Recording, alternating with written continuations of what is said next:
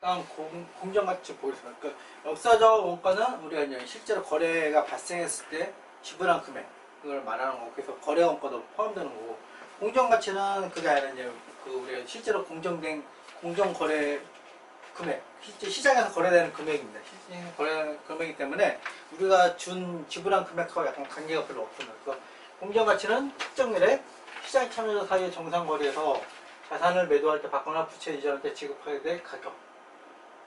공정가치는 자산이나 부채를 발생시킨 거래나 그 밖의 사건의 가격으로부터 부분적으로도 도출되지 않기 때문에 공정가치는 자산을 취득할 때 발생한 거래로 인해 증가하지 않으며 부채가 발생 시에 인수할 때 발생한 거래 원가로 인해 감소하지 않는다. 이게 무슨 말이냐면 거래 원가하고 관계없다는 거예요. 거래 원가를 뭐 10,000원 주든 1억을 주든 공정가치는 정해져 있잖아요. 공정가치는 얼마라고 정해진 거고, 근데 지불하거나 받은 금액의 차이는 손익으로 인식하는 거예요. 이게 그 얘기입니다. 그래서 그 다음에 이제 역사적 원가는 우리가 지불한 거, 받은 거를 다 이 자산이나 부채로 인식하는 건데, 공정가치는 준 돈 받은 돈과 전혀 관계없이 시장에서 거래되는 금액 자체를 자산 부채로 인식하는 거고, 차이를 손익으로 인식하는 겁니다. 이게 그 얘기입니다. 그래서 공정가치는 자산의 궁극적인 처분이나 부채 이전 또는 결제에서 발생한 거래 원가를 반영하지 않는다는 거고, 사용가치, 이행가치는 아까 제가 말씀드린 것처럼 실제로 이제 외부에서 측정되는 게 아니라 내부에서, 우리 기업 내부에서, 보고기업 내부에서 측정을 하는 거예요.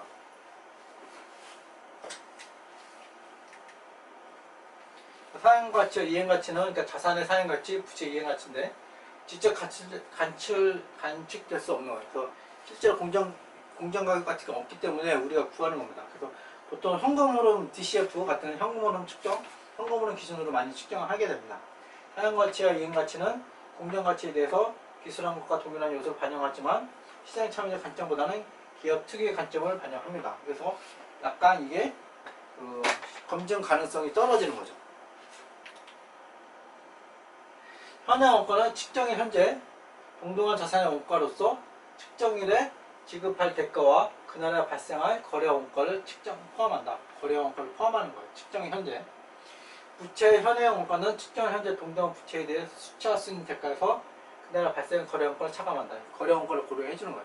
현행 원가는 현재 시점에서 사고 팔 때 얼마 드냐는 거기 때문에 거래 원가를 이제 포함하는 거고, 공정가치는 그거 관계 없으니까 공정가치 그대로 인식이 되니까 거래 원가가 고려를 하지 않는 겁니다.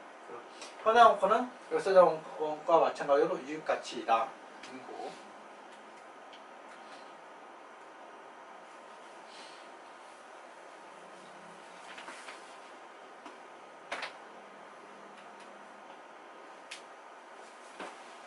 사용가치는 자산의 사용과 궁극적인 처분으로 발생하는 추정 현금으로 현재 가치에 관한 정보를 제공한다. 사용가치에서 이제 우리가 이제 공정가치가 없기 때문에 이 사용가치를 얼마냐, 플러스 1년에 얼마, 플러스 2년 얼마, 이런 식으로 이제 현금 유치를 해서 그 회사의 이자율, 그 회사의 보유 이자율로 현금으로 현재 가치 구합니다.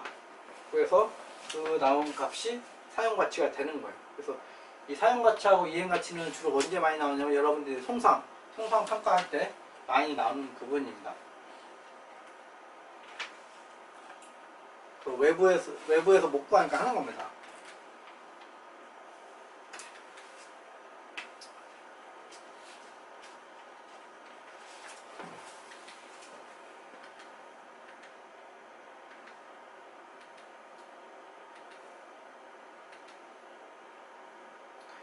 표시와 공시인데, 표시와 공시는 아주 개념이 간단합니다. 표시와 공시는 그래서 여러분이 보시면 될 것 같고,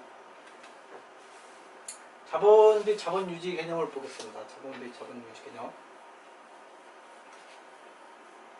또 예전에도 여기 논문 같은 게 있어요. 예전에 그래서 교수님들이 약간 관심 있는 부분입니다.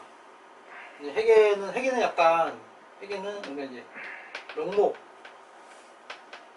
아무리 열심히 해도 뭐 현재 가치 다 땡길 수는 없으니까 명목 가치로 많이 하기 때문에 화폐 개념이 있고, 그 다음에 경제학에서 말하는 실물자본, 유지자본, 이 두 가지가 크게 있습니다. 재무보고냐 실물자본이냐 이 두 가지가 있습니다. 그래서 자본의 개념을 뭐로 볼 거냐 따라서 다른데 그 논문도 많이 쓰지만 실제로 우리는 경제학이 아니기 때문에 실제 자본 유지 개념보다는 이 명목 쪽으로 많이 가고 있습니다. 재무제표 유형자들이 주로 명목상의 투하자본이나 투하자본 금매력 유지에 관심이 있다면 재무적 개념의 자본을 선택해야 한다. 우리가 주로 회계에서 하는 것들이 주로 이런 겁니다. 금매력 유지에 관심이 있다면 재무적 개념.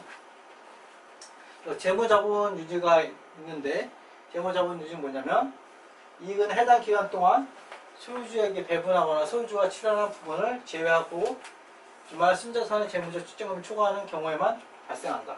이건요, 화폐 가치가 늘면 느는 거예요. 화폐 가치가 늘면 이게 그 얘기입니다. 재무자본 유지는 명목 화폐 단위 또는 불명 구매력 단위를 이용하여 측정할 수가 있다. 불명 구매력 단위 약간 화폐 가치 그 화폐의 변동성을 약간 하는 건데 실제로 우리가 회계에서는 그게 어렵잖아요. 그래서 기본적으로 명목 화폐 단위가 실제 회계에서는 많이 쓰입니다.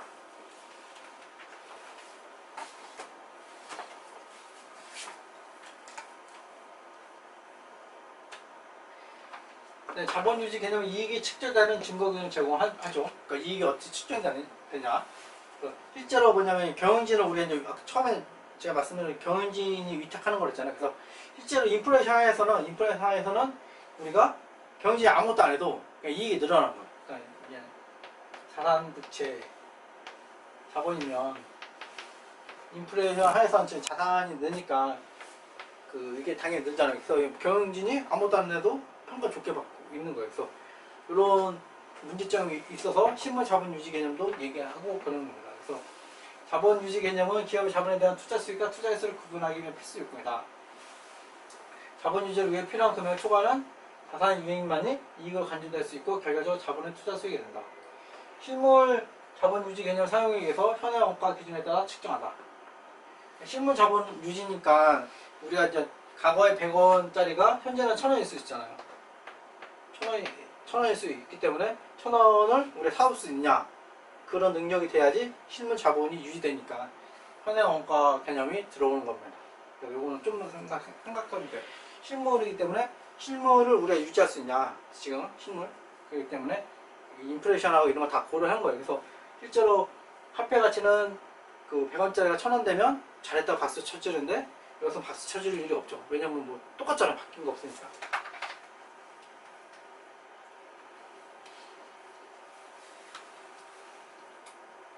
그래서 자본을 명목화폐 단위로 정의한 재무자본 유지 개념에서는 이익은 명목화폐의 증가액을 의미한다. 따라서 기간 중 보유한 자산의 증가 부분, 즉 보유액은 개념적으로 이익에 속한다. 이거잖아요. 현재 우리가 이렇게 많이 하고 있고,